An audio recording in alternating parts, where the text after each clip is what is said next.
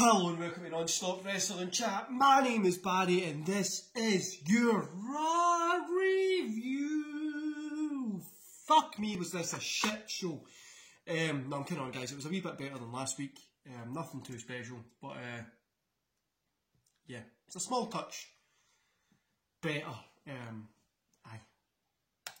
Let's get in here.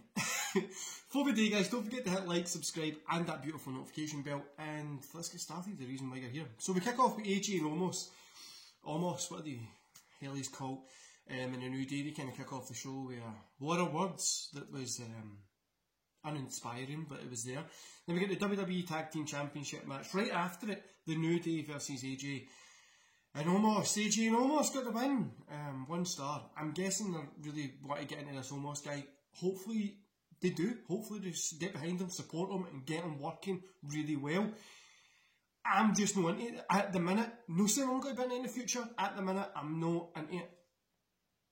But then we got the kick in the nuts, guys. That sweet, like I was saying to WrestleMania UK yesterday, you get that sweet moment in Raw when they just shaft you right in the balls, like full force punt you right in the balls. And this was Eva Marie returning. Nobody has asked for this woman to come back. Nobody has been, oh, I need her back. Nobody has been like, I need that. Nobody at all has had her in a conversation and she's back. The fuck? Anyway, hopefully she's been gone and killing it and putting in the time and putting in the work and is really good in the ring when she comes back, because that would be a bitch slap to me who isn't a big fan of her. But I hope she comes back. She's really good. Proves me wrong. That's all we can hope for. But I've got this weird idea that's going to be Eva Marie against Nia Jax at SummerSlam for the Women's Championship, and it's hurting my head right at the minute. Then we got Charlotte Flair versus Dana Brooke. Charlotte Flair got the win, as expected. Shame for Dana Brooke, because nobody really gives a shit about her character. No point in this match, really. Honestly, 1 star. Then we get Mandy Rhodes coming out attacking Charlotte because she would nearly let Dana out of her hold. Rhea and Asuka eventually come out because Deville was out there. And yeah, I guess we're going to get Rhea, Asuka and Charlotte at Backlash, as we already saw coming anyway. John Morrison versus Damien Priest was probably the best match of the night, or one of. Damien Priest got the win here. It was like 8 minutes. The only thing that ruined this was the commercial break. But 2.5 stars. I'm going to give this 2.5. It was okay. Lucha House Party versus Kendrick Alexander and Shelton Benjamin. Sorry guys.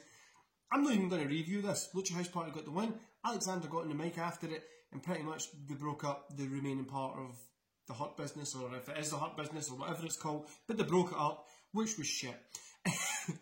Yeah, shit. Don't know why they broke it up. They've not got that many tag teams to break up anyway, because barely anybody is paying attention to them. So I don't know why they've done it to these guys. Then it kind of, yeah, that is the only reason I'm not rating it, because it was no point in it being used just to break up these guys. Then we got Gulak versus Graza. Graza got the win. It was like 2 minutes. It didn't really mean anything. After it, Gulak, did he kick Graza in the ass? It literally looked like it. Well, that's what he done, but you know, I don't know why, but it happened. Then we got Matt Riddle and Randy Orton versus Eli and Jackson Ryker. Orton and Riddle got the win here. 2 stars, 2.5 stars for this one again.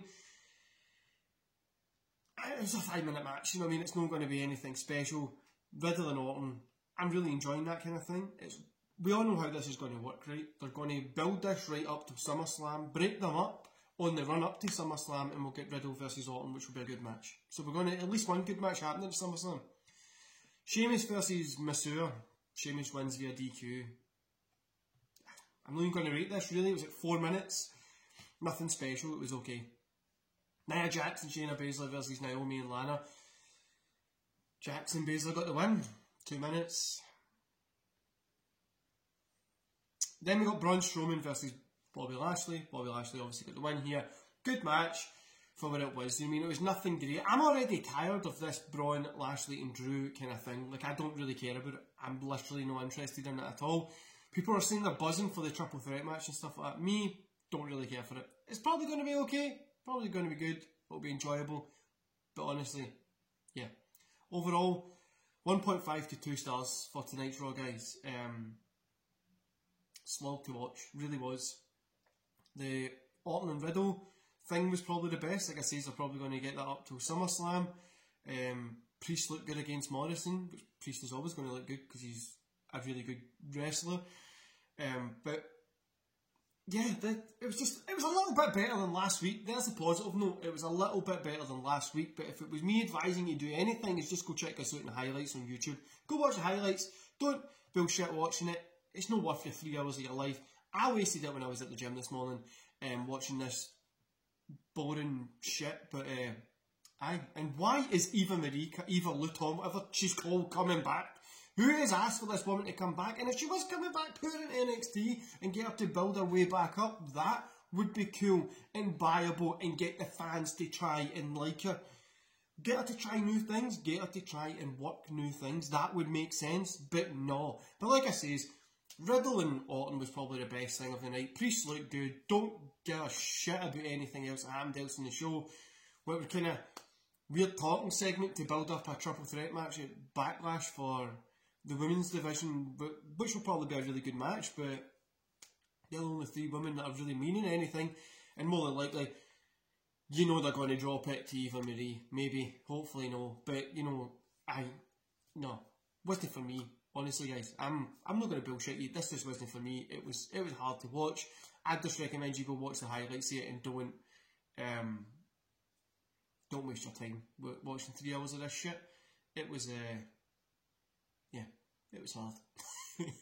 like I said last week as well, guys, I watched this piss so you don't have to. You can get this review, go check out the highlights, and you don't need to sit and watch through 3 hours of this shit. Anyway, hope you enjoyed this, guys. It wasn't that great of a night. Let's hope NXT is better. AEW is probably going to be better this week because it's like the kind of little special thing. Impact's always hopefully good, and then SmackDown's going to be good as well. As you can see, guys, I'm back at my real job when I need to wear like suit stuff, but it'll be changing up a little bit as well. So, schedule wise for shows this week, my podcasts, I'm pretty much going to make them all live after yesterday's podcast with WrestleManiacs, which was really cool. I did like it, so I'm going to try and do it live all this week if scheduling works. Today, hopefully, I'm going to get 2 videos out for you as well. I'm going to get another 2 in a podcast. So I'm hoping I'm going to be getting, what's it called? My WCW Nitro vs Raw review. And I'm also hoping I'm going to be getting my kind of fantasy booking stuff sorted out. If fantasy booking's not tonight, it'll probably be tomorrow. But yeah, I hope you enjoy it when it comes out, guys. And yeah, enjoy the rest of your day. See you later.